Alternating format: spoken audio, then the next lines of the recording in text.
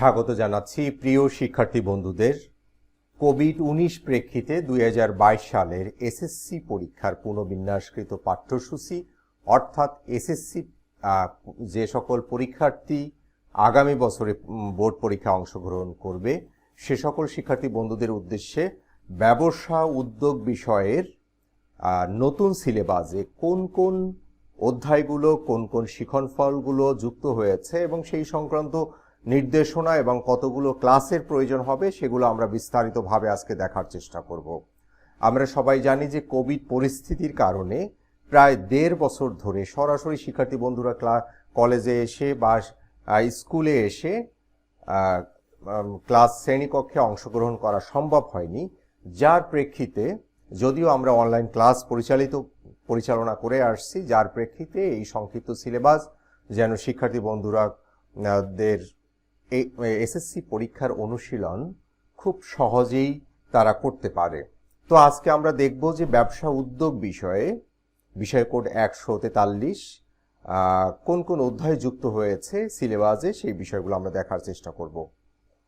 আমাদের যে প্রথম যে কলাম রয়েছে, কলাম হচ্ছে অধ্যায় এবং অধ্যায়ের শিরোনাম, শিক্ষাক্রম পাঠ্যপুস্তকে উল্লেখিত শিক্ষণফল এবং বিষয়বস্তু পাঠ ও পাঠের শিরোনাম এবং প্রয়োজনীয় ক্লাসের সংখ্যা এবং ক্লাসের ক্রমসংখ্যা এবং মন্তব্য।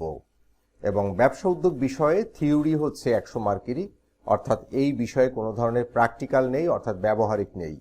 তাহলে আমরা প্রথমেই দেখব অধ্যায় শিরোনাম।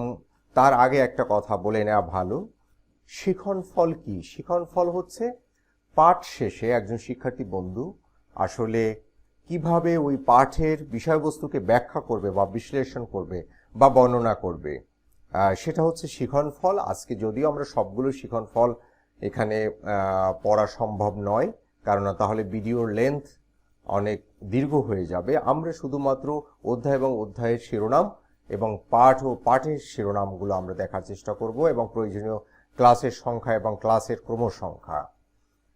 তাহলে আমরা প্রথমে দেখতে পাচ্ছি প্রথম অধ্যায় ব্যবসায়ের পরিচিতি, ব্যবসায়ের ধারণা এবং পাঠ। প্রথম অধ্যায়ের পাঠ ও পাঠের শিরোনাম হচ্ছে ব্যবসায়ের ধারণা, ব্যবসায়ের উৎপত্তি ও ক্রমবিকাশ, ব্যবসায়ের আওতায় ও প্রকারভেদ এবং ব্যবসায়ের গুরুত্ব, শিল্প বাণিজ্য প্রত্যক্ষ সেবা এবং ব্যবসায়ের পরিবেশ, বাংলাদেশে ব্যবসায়িক পরিবেশ। তারপরে হচ্ছে দ্বিতীয় অধ্যায় ব্যবসায়ের উদ্যোগ ও উদ্যোক্তা। দ্বিতীয় অধ্যায় হচ্ছে উদ্যোগ ও ব্যবসা উদ্যোগ, উদ্যোগ ও ব্যবসা উদ্যোগের মধ্যে পার্থক্য, ব্যবসা উদ্যোগের বৈশিষ্ট্য, ব্যবসা উদ্যোগের গুণাবলী, আর্থসামাজিক উন্নয়নে ব্যবসা উদ্যোগের গুরুত্ব, ব্যবসা উদ্যোগ ও ঝুঁকির মধ্যে সম্পর্ক, ব্যবসা উদ্যোগ গড়ে ওঠার অনুকূল পরিবেশ, বাংলাদেশে ব্যবসা উদ্যোগ উন্নয়নে বাধা এবং বাংলাদেশে ব্যবসা উদ্যোগ উন্নয়নে বাধা দূরীকরণের উপায়। তারপরে হচ্ছে তৃতীয় অধ্যায় আত্মকর্মসংস্থান, আত্মকর্মসংস্থানের ধারণা, আত্মকর্মসংস্থানের প্রয়োজনীয়তা, আত্মকর্মসংস্থানে প্রশিক্ষণের প্রয়োজনীয়তা, বাংলাদেশের আর্থসামাজিক অবস্থা বিবেচনায় আত্মকর্মসংস্থানের উপযুক্ত ও লাভজনক ক্ষেত্র, আত্মকর্মসংস্থানে উপযুক্ত ক্ষেত্র নির্বাচনের বিবেচ্য বিষয়, আত্মকর্মসংস্থানে সহায়ক প্রশিক্ষণ প্রদানকারী প্রতিষ্ঠান এবং আত্মকর্মসংস্থানে উদ্বুদ্ধকরণের করণীয়। চতুর্থ অধ্যায় হচ্ছে মালিকানার ভিত্তিতে ব্যবসার আংশিক, অর্থাৎ মালিকানার ভিত্তিতে ব্যবসা।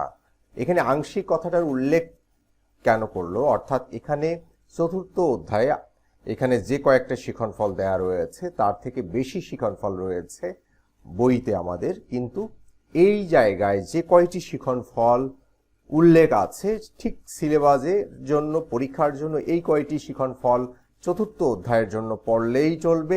এজন্যই এখানে আংশিক শব্দটা ব্যবহৃত হয়েছে। কাজেই শিক্ষার্থী বন্ধুরা তোমরা বিষয়টা ভালোভাবে বুঝতে পেরেছ।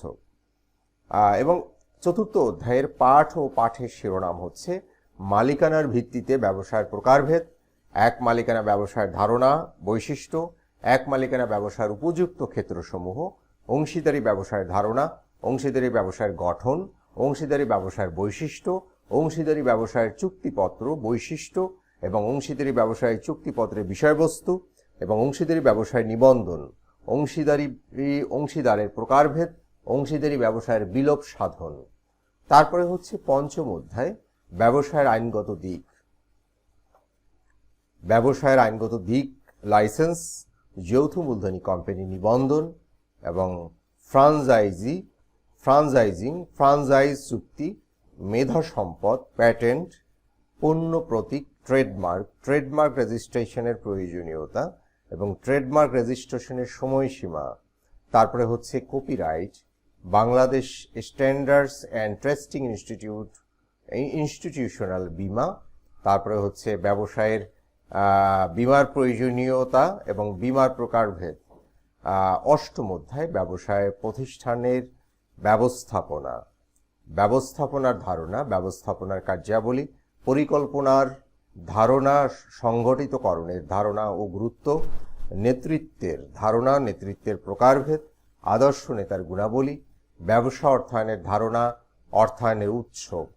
এবং নবম অধ্যায় বিপণনের ধারণা, কার্যাবলী, বন্টন প্রণালীর ধারণা, বন্টন প্রণালী ও বিভিন্ন পণ্যের বিপণন, বিজ্ঞাপনের ধারণা, বিজ্ঞাপনের বিভিন্ন মাধ্যম, বিজ্ঞাপনের গুরুত্ব, বিক্রয়িকতার ধারণা এবং আদর্শ বিক্রয়কর্মীর গুণাবলী।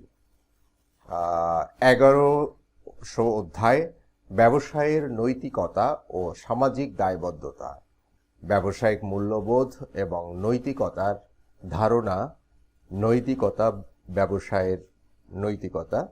তারপরে হচ্ছে ব্যবসায়িক মূল্যবোধ ও নৈতিকতার প্রয়োজনীয়তা, ব্যবসায়ের সামাজিক দায়বদ্ধতার ধারণা ও গুরুত্ব, কেস স্টাডি এবং বিভিন্ন পক্ষের প্রতি ব্যবসায়ের সামাজিক দায়বদ্ধতা, রাষ্ট্রের প্রতি দায়বদ্ধতা।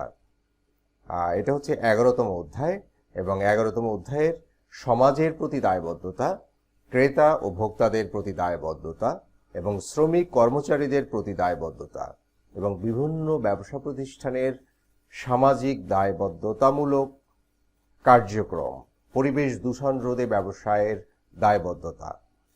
তাহলে আমরা দেখতে পাচ্ছি সর্বমোট 75টি ক্লাসের প্রয়োজন হবে এই পাঠ বা এই ব্যবসা উদ্যোগ বিষয়টি সমাপ্ত করার জন্য। এবং প্রশ্নপত্রের ধারা এবং মান বন্টন অপরিবর্তিত থাকবে, পূর্বের ন্যায়ই থাকবে।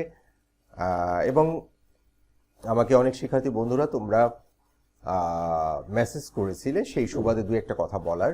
সেটা হচ্ছে যে এবার তো 50 মার্কের পরীক্ষা হচ্ছে, আমরা যতটুকু জানতে পারছি। হয়তো এটাই চূড়ান্ত সিদ্ধান্ত এখনো আমরা পাইনি। তো আগামী বছর কি 50 মার্কের হবে না 100 মার্কের হবে, আমরা ধরে নিব অবশ্যই 100 মার্কের হবে। কিন্তু কোভিড পরিস্থিতির উপর নির্ভর করবে। তবে যে কোনো সিদ্ধান্ত, যে কোনো তথ্য পাওয়ার সঙ্গে সঙ্গে আমরা আমাদের ইউটিউব চ্যানেলে জানিয়ে দিব। তাহলে আজকে এ পর্যন্তই। প্রিয় শিক্ষার্থী বন্ধুরা, তোমরা এই ভিডিও সিলেবাসের এই ভিডিও ফরম্যাটটি তোমরা তোমাদের বন্ধুদের নিকট শেয়ার করো এবং সাবস্ক্রাইব করো, যাতে আরও নতুন কোনো ভিডিও আপলোড করলে যেন তোমরা নোটিফিকেশন পেয়ে যাও এবং তোমাদের বন্ধুরা উপকৃত হয়। তাহলে আজকে এ পর্যন্তই। সবাই বলছি, সবাই ভালো থাকো, সুস্থ থাকো। আল্লাহ হাফেজ।